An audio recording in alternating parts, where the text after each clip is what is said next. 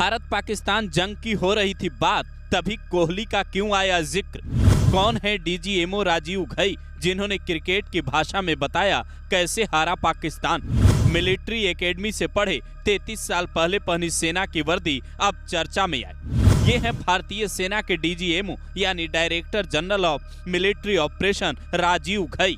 12 मई को ये ऑपरेशन सिंदूर पर प्रेस कॉन्फ्रेंस करने आते हैं। बात भारत पाकिस्तान पर होनी थी, लेकिन उसी बीच ये विराट कोहली का जिक्र करते हैं और कहते हैं वो भी हमारे फेवरेट क्रिकेटर हैं। आज शायद क्रिकेट की बात भी करनी चाहिए, क्योंकि मैं देख रहा था कि विराट कोहली ने टेस्ट क्रिकेट से रिटायरमेंट ले ली। कई भारतीयों की तरह वो मेरे भी फेवरेट क्रिकेटर हैं। तो 70 के दशक में ऑस्ट्रेलिया और इंग्लैंड की फेमस एशेज सीरीज चल रही थी और उस समय ऑस्ट्रेलिया के दो बहुत तेज गेंदबाज, जो कि क्रिकेट हिस्ट्री में बड़ा उनका नाम है, जेफ थॉमसन और डेनिस लिली, उन्होंने अंग्रेजी बैट्समैन और उनकी बैटिंग लाइनअप को तहस नहस कर दिया था। और ऑस्ट्रेलियंस ने उस समय एक कहावत निकाली थी, that from ashes to ashes and from dust to dust, if Thommo don't get here then Lillee surely must. और अगर आप इस लेयर को देखें तो आप समझ जाएंगे कि मैं आपको क्या बताने की कोशिश कर रहा हूं। तो अगर आप सारे सिस्टम्स को पार कर भी गए तो आपको फिर भी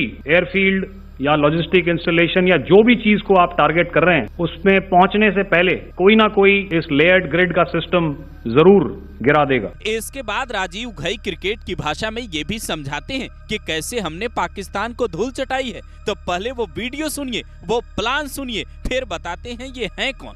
तो 70 के दशक में ऑस्ट्रेलिया और इंग्लैंड की फेमस एशेज सीरीज चल रही थी और उस समय ऑस्ट्रेलिया के दो बहुत तेज गेंदबाज, जो कि क्रिकेट हिस्ट्री में बड़ा उनका नाम है, जेफ थॉमसन और डेनिस लिली, उन्होंने अंग्रेजी बैट्समैन और उनकी बैटिंग लाइनअप को तहस नहस कर दिया था। और ऑस्ट्रेलियंस ने उस समय एक कहावत निकाली थी, that from ashes to ashes and from dust to dust, if Thommo don't get here then Lillee surely must. और अगर आप इस लेयर को देखें तो आप समझ जाएंगे कि मैं आपको क्या बताने की कोशिश कर रहा हूं। तो अगर आप सारे सिस्टम्स को पार कर भी गए तो आपको फिर भी एयरफील्ड या लॉजिस्टिक इंस्टॉलेशन या जो भी चीज को आप टारगेट कर रहे हैं उसमें पहुंचने से पहले कोई ना कोई इस लेयर्ड ग्रिड का सिस्टम जरूर गिरा देगा। कौन है डीजीएमओ राजीव घई? 33 साल से सेना में सेवा दे रहे राजीव घई साल 1989 में कुमाऊं रेजिमेंट में कमीशन हुए। आईएमए देहरादून से पास आउट हैं। दिल्ली के नेशनल डिफेंस कॉलेज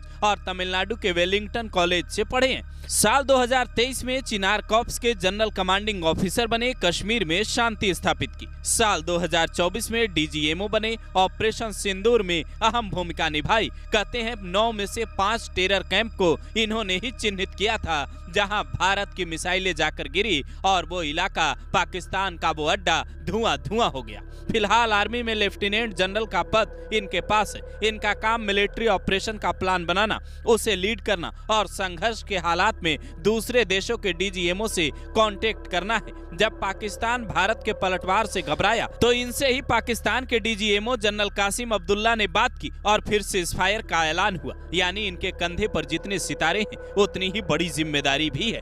पर सेना का शौर्य दिखाने के साथ ही ये क्रिकेट की कहानी भी खूब सुनाते हैं। पूरा देश तो इन्हें पहले से सैल्यूट कर ही रहा था, लेकिन कोहली के फैंस अब इनकी कहानियां ढूंढ ढूंढ कर सुन रहे हैं।